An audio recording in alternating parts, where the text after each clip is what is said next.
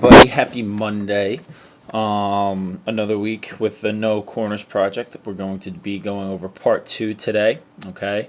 In the assignment section, please read this first paragraph. So I'm thinking about making a video just like this. However, I'll be going over everyone's work, so you'll be required to watch that video. I'm completely fine with you skipping to when I'm talking about your work, and I'm going to give you a suggestion of which style of your sketches that I feel is the best that I would want you to move forward with for the final. Okay. However, the directions for what we will be doing this week are right here, and I do touch on it in this first paragraph as well. And the submissions, how I want you to submit it. Most of you did a great job with that this week, and what exactly we'll be doing. Okay, so that's what I'm going to start with today. What is doing? You can get started on this assignment before I even give you feedback on last week's assignment. So you're ready to go as soon as I post this and you watch this video. Okay, so you are going to be taking 2 letters in your last name or your first name, whichever one you chose to do. So I'm just going to use Marissa as an example. Alright, so Marissa has her 3 sketches right here. Say if she doesn't even get feedback from me just yet, everyone will have it back by the end of tomorrow, by the way. Anyways, say if she decides to just take the G and the M, okay, you can pick any 2 letters in your name. Any 2 letters, it does not matter. It just has to be 2 letters that you will be using as you move forward, okay? So you take those 2 letters, and then when you go to create those letters, they should take up most of your piece of paper. Okay, so this is a piece of paper right here. This is the size of a normal piece of paper. What I suggest is you kind of split that piece of paper into 2 sections. You put 1 letter nice and big right here, so Marissa could put a G right here, and then she could put her M right here. What I'm going to stress, okay, and Marissa, I'm just continuing to use you as an example. What I'm going to stress in everyone's is that you have nice thick letters, just like we talked about in the cookie expressive typography assignment. Okay, the letters needs to be nice and thick. So this G is not as good as this one because this one's nice and thick. All right, this A I prefer. Actually, all these A's are pretty good. All these A's are pretty good. But like this L, way too thin right here.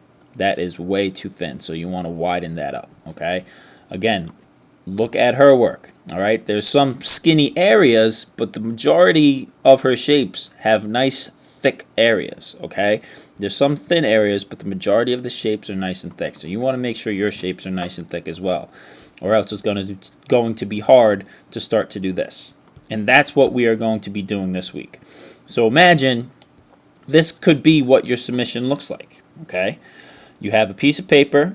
You split that piece of paper up into 2 sections. And then you do, like I said to Marissa, Marissa could do her G over here and her M over here. And then you are going to add color. Let's go back to the instructions, the directions. You are going to add color. So you draw your 2 shapes out.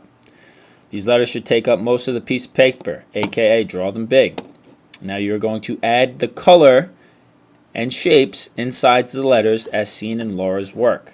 Okay, so you're adding the color, green, pink, and the shapes, and keep the shapes curvy. Okay, however, you can add the color these 2 ways. Notice the differences. All right, this has a nice gradient inside of it where one color fades to another, and this has sharp changes in color, just a pink shape and a green shape inside of this black shape. Okay, blob or whatever you want to call it. Okay, so you have the choice of add color these 2 ways. You do not have to do one of each. You can do 2 letters adding color this way. You can do 2 colors adding color with the gradient. All right, so you could fade the yellow into the black color, or this black color could change and it could be yellow inside of here, and then when it gets to the edges it could change to pink or fade to blue. All right, I hope some of you try this gradient. I think they'll come out really cool with the gradient style. Notice how it changes nice and smoothly. I'm not going to do a demo about how to use the gradient. Either you know how to do it right now, you want to attempt it, or you don't. Okay, if you don't know how to do the gradient, just do solid color just like this. Not just like it, but similar to that, okay? Another beautiful gradient one, all right? So this link has already been posted, so you should be using it as a reference, okay, for this project and how to add color. Notice how the shapes are interacting with each other when they're inside of the shape, right? The black shape is the overall color, but it still interacts with the other color inside of it, okay? So you can still make this very, very interesting, all right? So try to, spend some time, and again, this is something that you can do. Just sit in front of the TV, doodle away, listen to some music. It should be relaxing, and I hope it is. Don't stress about it and, get mad that I'm giving you art assignments over this weird time, all right? I'm trying to give you some stress relievers. Anyways, all right, so that's the assignment. Regarding the color, stick to a max of 3 per letter and a minimum of 2. Okay, so a max of 3, minimum of 2 for the color.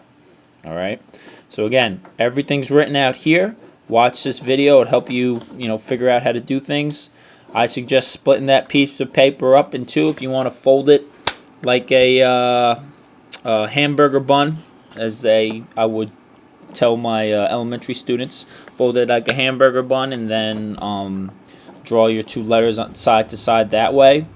You can. I suggest to do that because I think that's the easiest way. Or you can just use 2 pieces of paper as well.